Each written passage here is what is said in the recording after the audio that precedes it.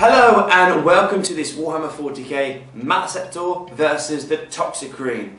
So, not the most recent White Dwarf, but the one before, issue 40, featured the terror of the Toxicrene.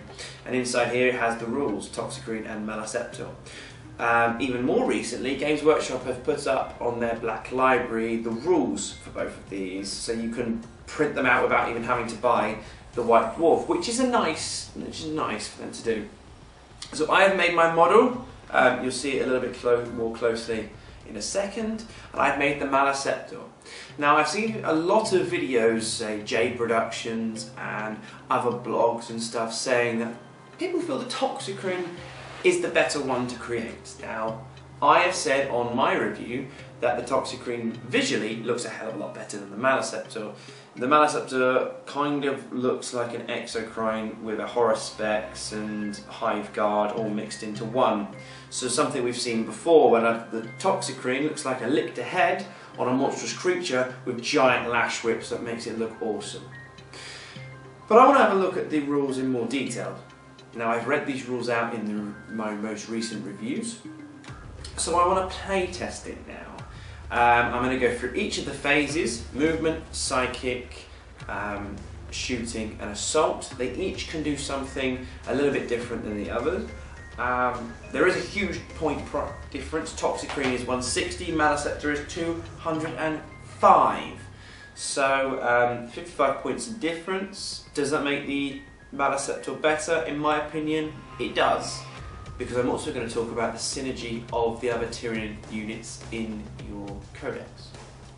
So without further ado, I'm going to go forward and talk about the movement phase.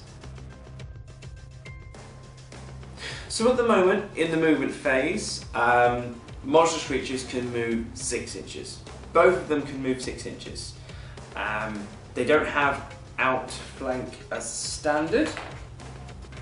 No, neither of them have outflank as standard. However, if you did have a look at the most recent leaks and White Dwarf, Tyranids are getting a drop pod. And in the drop pod, it can hold 20 models or a monstrous creature. So this means that you can have both a Toxicrene in a drop pod and a Maleceptor in a drop pod. So in regards to movement, they both have exactly the same ability to move that far, either 6 inches normally, or they can be drop podded in. Now that makes it pretty even. However, you have to take into account their abilities as well, just to see how significant the movement actually is. So the next phase after the movement is the psychic phase. So going into the psychic phase, the Toxicrene has no psychic ability whatsoever. However, the Maleceptor is a level 2 psyker. It always knows the psychic overload power, which is completely brand new, and it is in this White Dwarf. A Maleceptor generates its remaining powers from the powers of the hive mind. Now there's 2 ways to read that sentence. The remaining powers from the powers of the hive mind could be read as, right, it's a psychic level 2. Now it has overload, which isn't from the hive mind's powers, so you roll 2 dice and one of them could be the Primaris. Or you can read it as a more read between the lines and see, right, it's a psychic level 2, it just comes standard with overload. That's it comes standard with.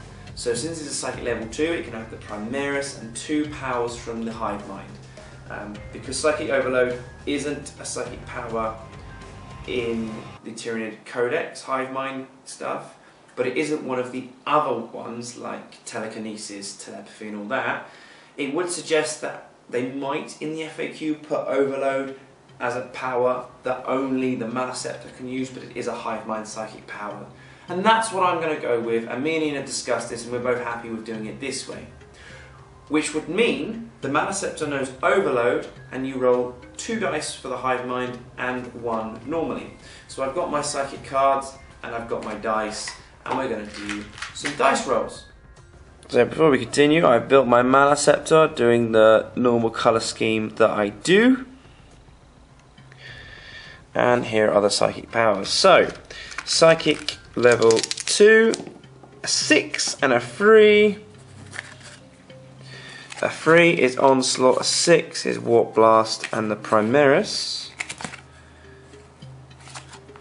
Which would mean this creature now has the Primaris of Dominion. It has a 6-inch to Synapse range. Onslaught, 24 inches, one of your units can run and shoot. Warp Blast, it has a lance weapon. So this creature now has a lance weapon and its overload. With that, it means that now my monster, who, if he moves 6 inches, is going to be about 24 inches away from my opponent at the start of the game. Now I move 6 inches up. I then have a still within range for Psychic Overload, which is a 24-inch focused Witchfire, and Warp Blast is also, the burst one is 24 inches. But if I had the drop pod version, boom, then it gets interesting. Now Overload, just to go over again, is a Witchfire 24 inches. The target must take a leadership test on 3d6, okay? I've got a group of Tower Fire Warriors that are either a leadership 7 or 8. I've rolled a 5, a 3 and a 1, which makes it 9. Vehicles are treated as having a leadership of 10. If the test is failed, which it has done, non-vehicle models suffer D3 wounds. I've rolled a 5, which means 3 wounds, with no armor saves or cover saves allowed. Okay, take those 3 off. That's going to force you to do a morale check. The vehicle model suffers a single glancing hit with no saves allowed. So if I had failed with the vehicle, I would have lost a glancing hit and a whole point.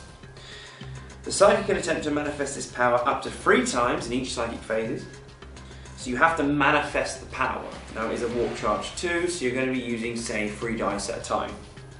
However, an enemy unit cannot be selected as the target of Overload more than once. So when you've drop podded in at the beginning of your movement, it comes to the Psychic phase, you roll the Warp Charge, I roll a 4. So you have 4, plus it to all your mastery levels on the table.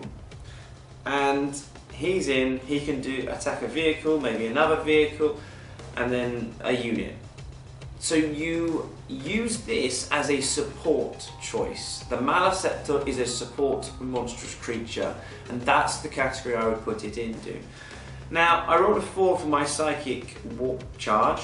I run 2 Winged Hive Tyrants, which are level 2s, so that's 4. I run a Turbigon, so +1 to that makes 5. I then would have this guy, which would make that 7, and the 4 I rolled, that's 11. Now if I had Zone Throats, that would make 12, 13 Warp Charge points, and you could start to see this would be brilliant in a Tyranid Psyker list.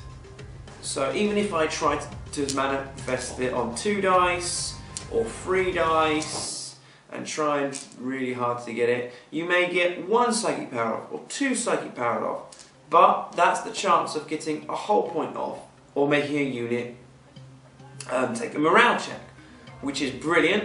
This can work on its own. It's a distraction support unit. The rest of your force can continue doing what they do best. Now, in regards to Psychic phase, this is awesome, and just so you know, he is also a Synapse creature, so if you had units deep striking, you've got another Synapse creature around, your web and bubble of Synapse is huge on the table, which is again a big thing that you need if you're using lots of gaunts and stuff like that. So you could have him come in to your opponent's deployment, have your gargoyles fly up and not have to worry. So you no longer have to necessarily have your Winged Hive Tyrant come with your gargoyles because they go so fast ahead of all your Synapse creatures. He's already there. You've got another 24-inch bubble. It gives you more maneuverability for the rest of your army because Synapse plays a huge role in the Tyranid army. So this guy as a Psyker is brilliant. I'm going to go into the shooting phase now, and discuss more about the Toxicrene, because the Maleceptor has no shooting attack. So we've spoken about the psychic phase. Maleceptor obviously wins on that. Toxicrene, who is only 160 points, has a shooting attack. Now, the shooting attack is a 12-inch, strength-free, assault 1, ignores cover, large blast, poisoned, 2-up, predatory sentience. Predatory sentience means open top vehicles or vehicles that have lost 1 hull point from their amount. This weapon then has armor bane against you. That sounds pretty cool. But strength 3 on 2d6, you have to be very lucky to be popping anything above an 11. The average on 2 dice is 7. So the Dark Elder and the Orc vehicles out there, they're going to be the ones that are going to be more fearful than a Land Raider heavy army. However, I see this more as this Toxicrene model is designed to take down troops. Now, in my Tyranid force, my Carnifexes with their twin-link Devour Brain Leech Worms ×2 each walk up the field, they shoot what they can reach, and I aim them full on at the vehicles, the heaviest vehicle I can, and have a Venom Throat near them. So they're going up, really attacking it. But if your opponent has a speed bump, say it's a Tau army and they've got a load of drones, or they've got a load of Kroot, or an Orc army, loads of Orcs, and you just want your Carnifex up to against the Morpanaut, or Corpanaut, or both, they're going to be a 30-man squad of Orcs there.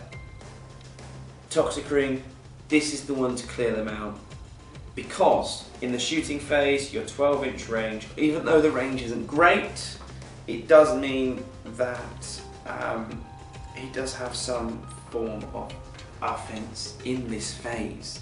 Strength 3 isn't great. It'll be fine against Eldar and Tau and other Tyranid Gaunts, and I think Imperial Guard and a toughness 3 as well. But strength 3 isn't great. So against Space Marines, and I think Orcs have toughness 4, you're going to need 5s to wound. So say if you do a hit and you're lucky, you get a good bar. Say you get 8 Orc boys underneath that. So 2, 4, 6, 8. Needing 5s. Well, I rolled horribly and got 1. Then it's AP dash, so I rolled 6 there, so it's saved. The weapon seems cool. It is, oh, sorry, scratch that. It is a poison 2-up, so in fact 4 wounded, so your armor saves, yeah, a little less. A poison 2-up assault 1 large buff is always great. Being strength 3 isn't. However, on Hypertoxin, any model inflicted by this any hit inflicted by this model that has the poison special rule, including the Choking Cloud.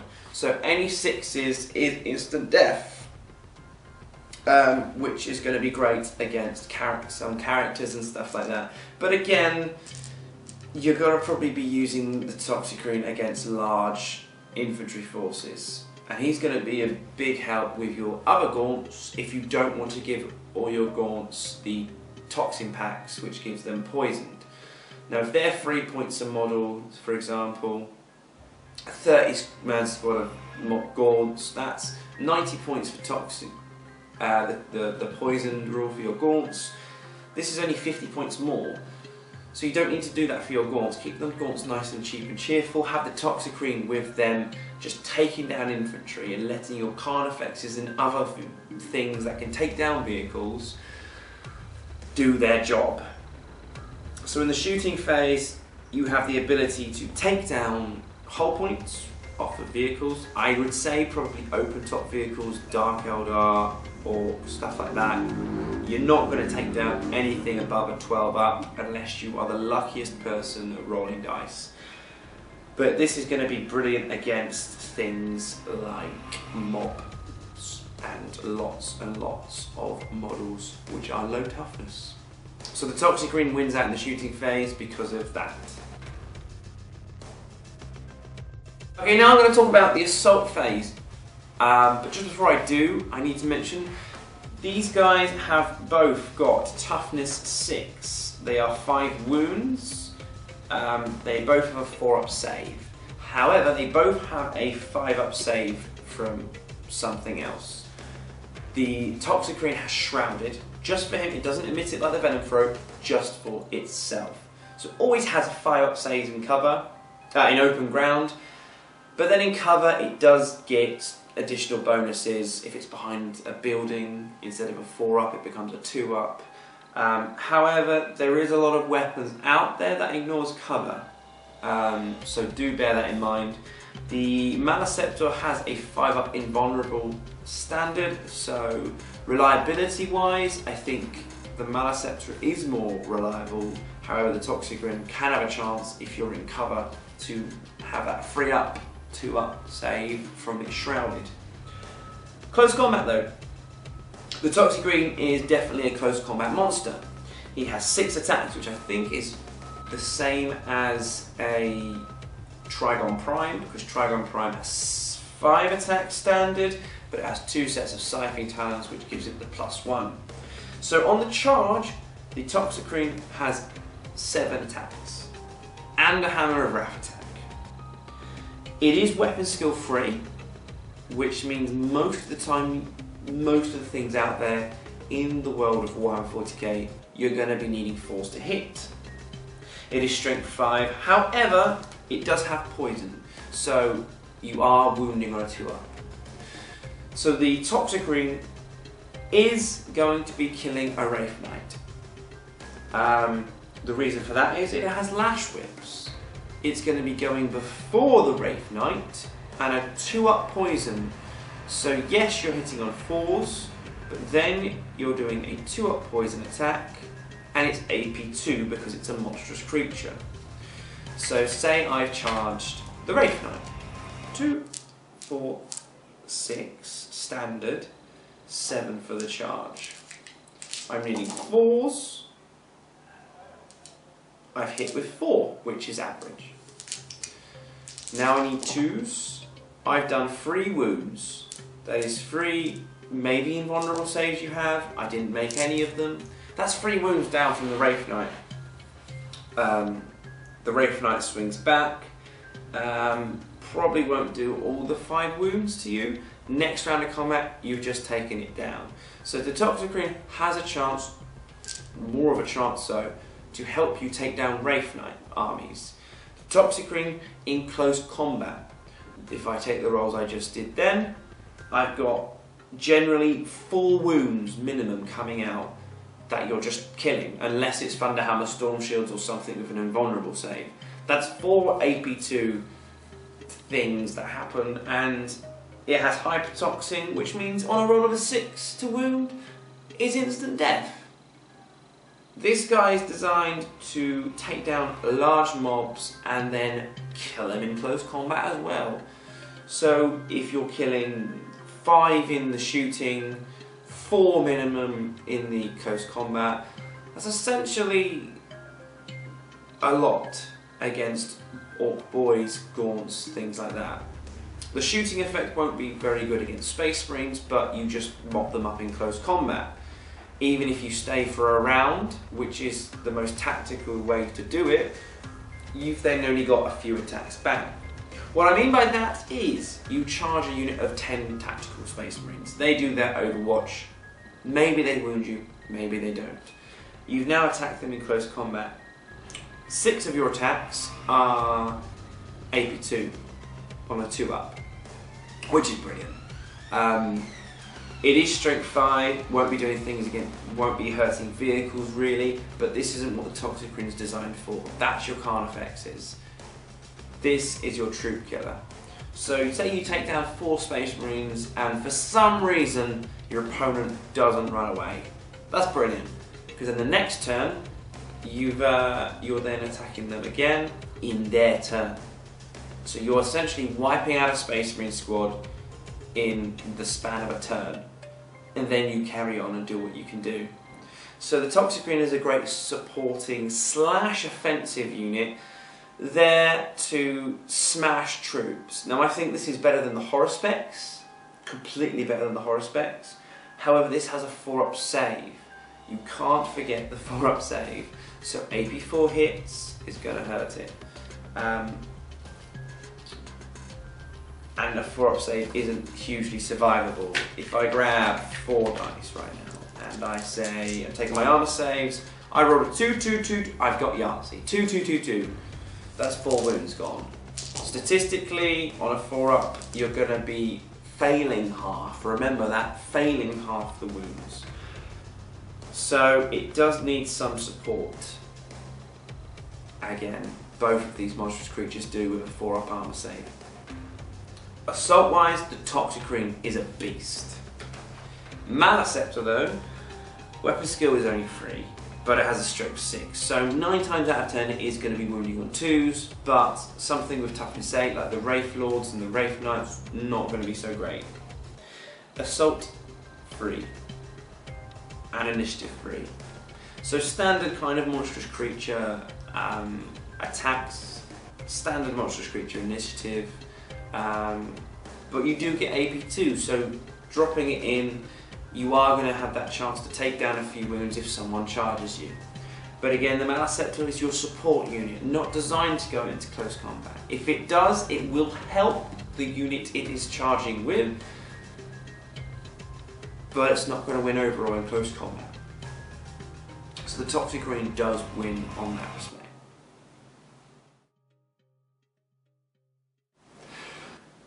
So, overall, movement, both of them are exactly the same. They both move 6, they can both use drop pods. However, the Maleceptor does give you that extra bit of synapse, the extra synapse web, which is crucial to your army for Tyranids. In the psychic phase, the Maleceptor gives you 2 extra dice to your walk pool.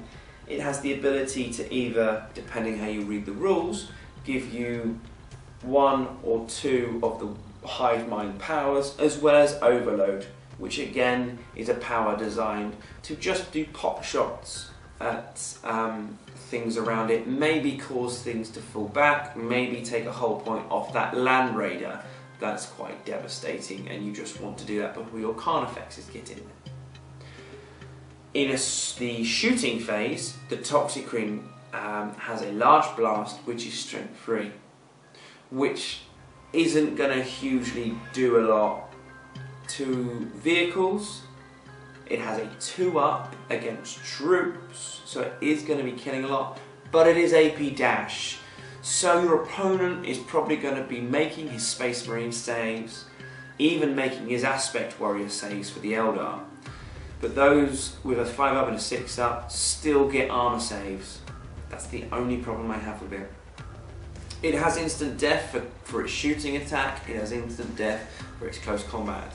It has shrouded the Maleceptor, so it can be really sneaky behind other models. You're always going to get more than a 5-up cover save. If it's out in the open though, it's a 5-up. If your opponent doesn't shoot with an ignoring cover weapon. In Assault, the Toxicrene does win out there. The Maleceptor can still punch. Which one do I feel is better? Well, it all depends on the way you play. If you want another monstrous creature designed to go into close combat, then the Toxicrene is for you. You have it to support your Carnifexes going out, because they will take down the vehicles. You have your Gaunts just swarming your opponent. The Toxicrene then helps. Your opponent won't target it as for its attacks, and you can just shoot and go into assault and help everything out. The problem is, there's a lot in the Tyranid Codex that does that. The Trigon and Trigon Prime, they are more expensive than the Toxicrene, but they can come in from deep strike and won't scatter essentially. They've got a shooting attack as well, and they have similar attacks as well. The Toxicrene does have poison, which is going to help it. However, the Toxicrene is strength 5, so against vehicles it's not going to be doing a huge amount. The Maleceptor doesn't have the assault capability, but you having level 2 Psyker, giving you Synapse, has Shadow in the Warp, so making your opponent's Psychers -3 to their leadership, so if they do fail their psychic powers, that is going to be a detriment when they have to roll those leaderships. You have Overload, the chance to disrupt your enemy's forces. Disrupt is the big word I'm going to use there, and the main word for the Maleceptor. Disruption. You're already going to be putting it in a drop pod.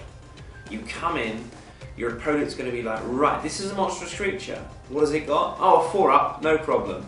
But wait, it's on your side of the field. It hampers your opponent's psychic powers. It makes your own units fearless. It has the ability to take down 2 to 4 or 5 models in a psychic phase. It has the ability to have extra hive mind powers, and if you get Warp Blast, you could decide to go, do you know what? I'm not going to do Overload. I'm going to do the Warp Blast, and then maybe an Overload as well. So you do a Lance Shot if you get Warp Blast, like I rolled earlier. I've just, say, done a pen and reduced your vehicle down to 2. Maybe I've already done it to someone else. You've got 1 whole point left. Oh, Overload takes it out. And now I can use Overload again. So it gives you that tactical option in the psychic phase. My Tyranids, the way I play them, are fast. They're moving 6 inches. My Hormagaunts are running D6 plus 3. You have the psychic power if you're lucky to get it. Onslaught, you can shoot and run certain units you target.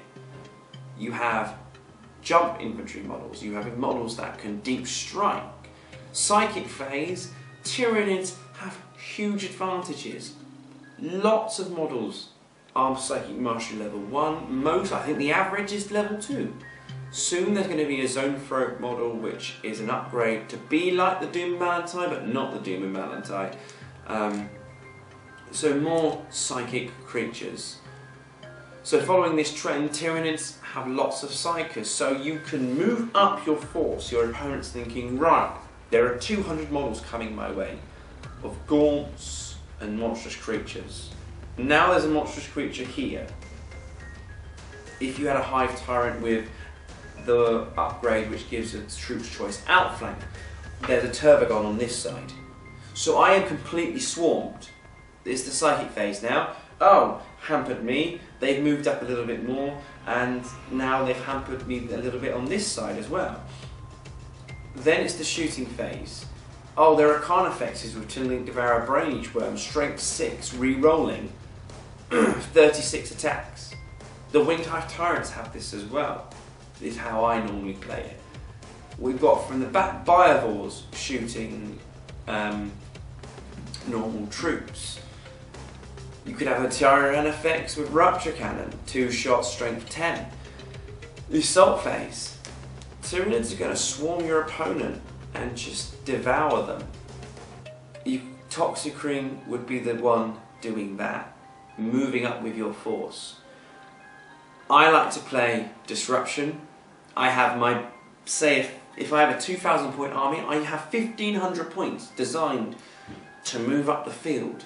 I'll then maybe have a Tervagon. You stay on that objective, you spawn Gaunts, the Gaunts then move up to another objective, you do the Dominion Primaris power, you're always going to have a 24-inch, an 18-inch Synapse. So you've got that range. So you've got 2 objectives. You move 1,500 points up the field to your opponent in their face. You now have the Maleceptor disrupting, or the Toxicrene backing that 1,500 point up. But I like to have that disrupting unit. The more targets I give my opponent to shoot at, the less focused they'll be, the more chance the wave of Tyranid models are going to smash against my opponent's army. And if you look at a recent battle report of Tyranids versus Necrons, I think it was Tyranids versus Necrons, that's pretty much what happened. He did little pot shots here and there. I managed to take down a lot of his army and almost, if in fact, table him. It was a little while ago now, because there were these disruption moments. Winged Hive Tyrants, how are you going to get them down? You shoot at them, my large force is going to get to you. Which is the way I play Tyranids. Disrupting models, 75% of your army is flying up the field to take your opponent down. Which is why I've done the Maleceptor, and I think the Maleceptor wins overall for me. However, the Toxicrene I do feel is a brilliant model. It looks great. It has the chance to be a beast in close combat whilst attacking your opponent, have the ability to hurt your opponent in the shooting phase. That's what it's designed to do. It won't take down many vehicles with its shooting, it won't take any vehicles really down with its close combat. You do have smash obviously, but that's one attack. It's not really going to do a lot. So overall, the Maleceptor and Toxicrene are brilliant models. The rules are great in conjunction with the armies you already have. So when considering what to choose, the Toxicrene or the Maleceptor, you have to make that decision. Do you want a beast that is plain straightforward? I'll go up with the rest of my force. I will shoot a little bit. I will attack and kill a troop of Space Marines by itself, or support your gaunts to take down your opponent's hordes. Or do you want a Maleceptor, so extra psychic benefits, psychic powers that can either hamper your opponent or strengthen yours? Because remember, you've got things like Psychic Screen you could roll, making your opponent do leadership tests and reducing their wounds. You've got Catalyst, giving it feel no pain. You've got Paroxysm, reducing their weapon skill and ballistic skill. The Horror, making your opponent do a pinning test. The ballistic skill and weapon skill will be great against those long fangs that Space Wolves have on the opposite side of the field. Oh, by the way, the Maleceptor's there. Boom. Done. Oh, what's that? You've got a big unit at the back you want to save? Oh, I've Psychic Screened them. You've got vehicles, you've got Warp Blast. So the psychic powers for the Tyranids combined with Overload makes the Maleceptor brilliant at disrupting everything your opponent's trying to do. Your opponent can have a game plan, but if they don't take into account them having to think 5 moves ahead, because you're messing them up in the psychic phase, shooting phase, and the assault phase, then they can't beat you. And that means the Tyranids are going to be brilliant. So thank you very much for watching. I've been Mark from the Xenovids channel, talking about Tyranids once again, and obviously I'm going to be talking about more when more of the models come out, because I absolutely love the Tyranids. So please comment below about your thoughts of the Toxicrene and Maleceptor, and if you've used it in battle reports. Please take my advice and try it and let me know. If I'm talking a load of gobbledygook and rubbish, please let me know. But you will soon see a battle report with this, especially in our narrative campaign finale of Taming of the Beast. So thank you very much for watching. Please comment, share, subscribe and like. And I'll see you on the next video.